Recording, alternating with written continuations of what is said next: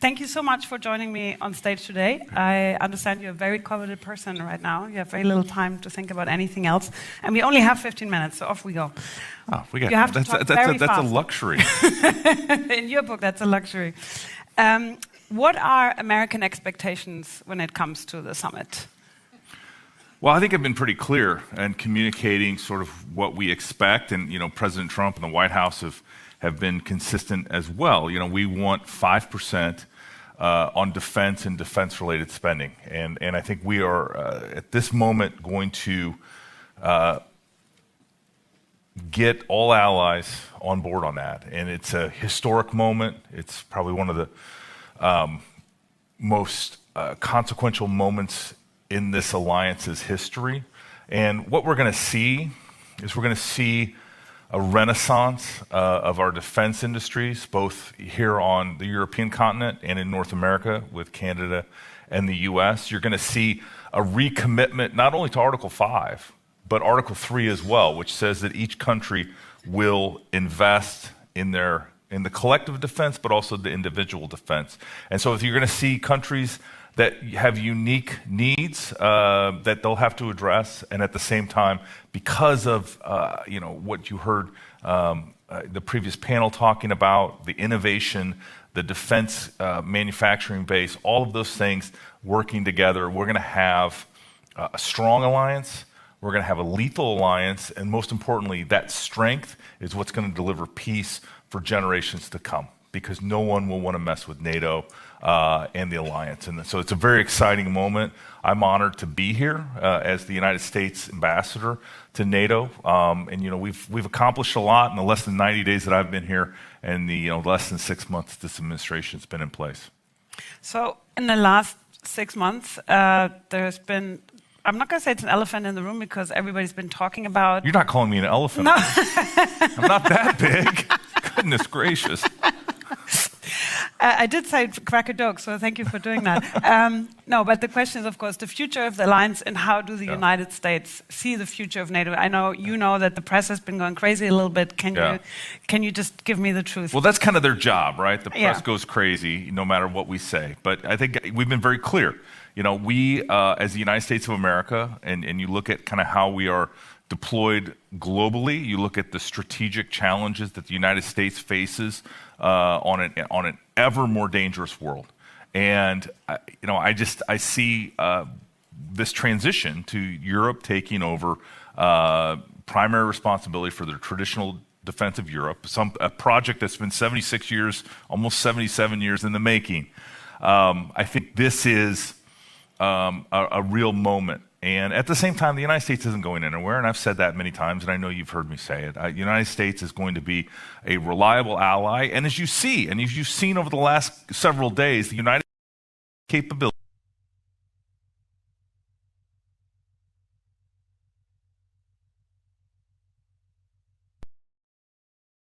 that only the United States and what we've built as a military can do. And at the same time, we have other countries that bring unique talents and abilities as well. And so I think that's what the 32 allies bring and what NATO can do and how it can ensure. Again, the United States is about peace. President Trump is a peacemaker. And if there's now peace between Israel and Iran.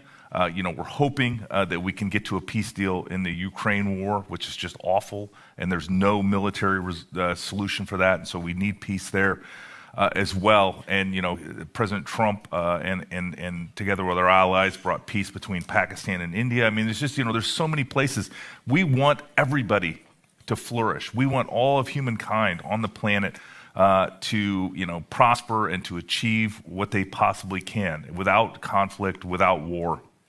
But at the same time, the way you bring that peace, as we saw with our B-2 bombers flying from Kansas City, which is just south of where I grew up, all the way to Iran, delivering precision strikes and returning all within 30 hours and pretty much ending the conflict at that point in time, I think shows kind of how you get that peace is through that strength. And that strength is amplified and enhanced by this alliance, and because again we are only as strong as our weakest link, and if all of these countries elevate get stronger, invest in their defense, I think we will have, again, peace for generations.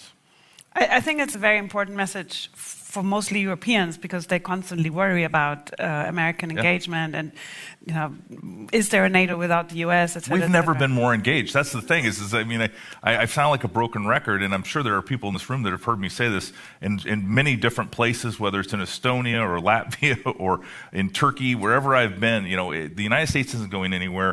We're expecting our European allies to step up, to be equal partners with us in the alliance. And again, that strength with all of us, all 32 allies, is what's going to deliver that peace.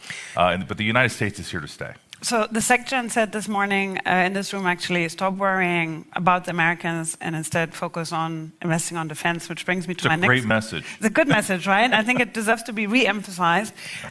You mentioned the last few months since you've been in your post, you've worked tirelessly, of course, also on increasing allied commitments. What are your observations on the other allies moving in that front, increased investment, defense spending, et cetera? Yeah, well, I think we've seen tremendous steps forward. And even before this commitment that we hope is going to be agreed to by all 32 allies tomorrow in the North Atlantic Council, I think you've seen countries moving out. If you've seen hundreds of billions of dollars spent.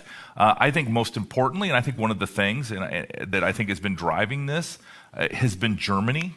Germany stepping up and deciding that they're going to remilitarize, that they're going to take their rightful leadership spot in Europe. I think that is a good development. I think that is driving the UK and France and some of the other big economies, Italy, to really lean forward in their military capabilities, and that's good for the alliance. That makes a strong Europe, a strong NATO, and again, I just have to reemphasize that strength is what's going to guarantee the peace and deter our allies, because again, this is a very dangerous world right now we're living in, and I think the NATO alliance is more relevant today than probably it ever has been since the end of the Cold War.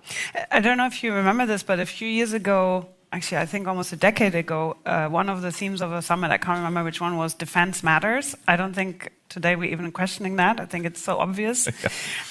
Which takes me to, you just mentioned the B-52 bombers, to the obvious question, or not an obvious question, the obvious question I already asked you, the other question about the Middle East.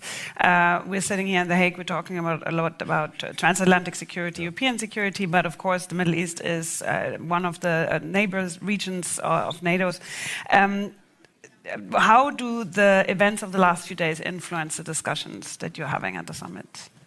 Well, I think on the one hand, it's a slight overlay, compared to whatever other hot conflict is the focus. But because of the decisive action by President Trump, and because of the American ability to project power on behalf of ourselves and our allies, I think that has really reminded everyone why we need to make sure that everyone's investing in the common defense of the alliance.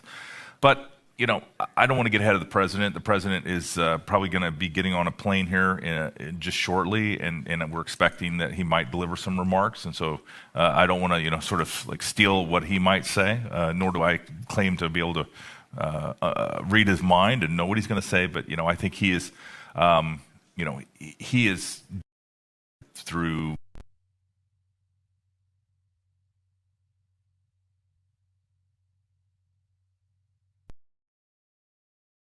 around the world. But I think this was a moment where President Trump has really shown some leadership in making the right decision at the right time that maybe has changed everyone's calculation and lead to that area of the world calming down. And again, that's good for Europe, as you know, because there's been a lot of irregular flows of migrants, through Europe from the Middle East because of the instability.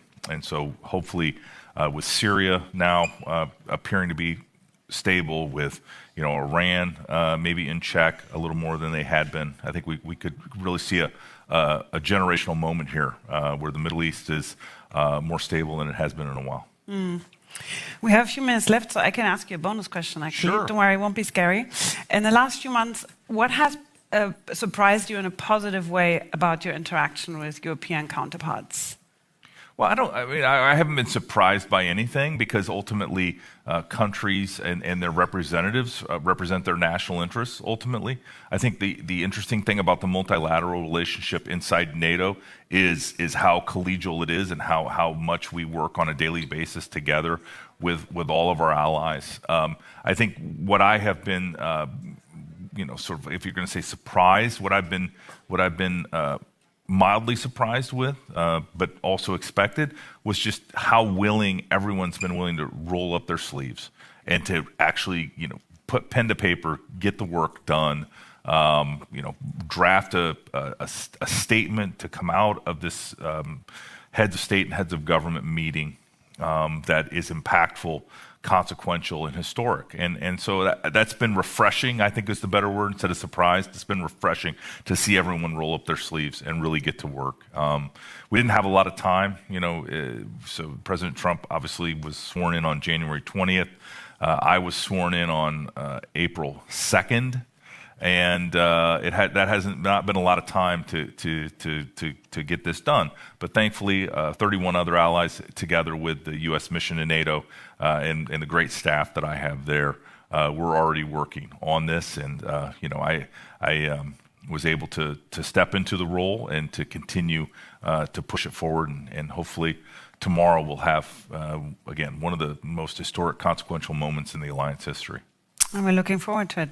Thank you so much, Ambassador, for joining me here today. And I hope you enjoyed the rest of the summit. All right. Thank you. Thank you. Appreciate you all. Thank you.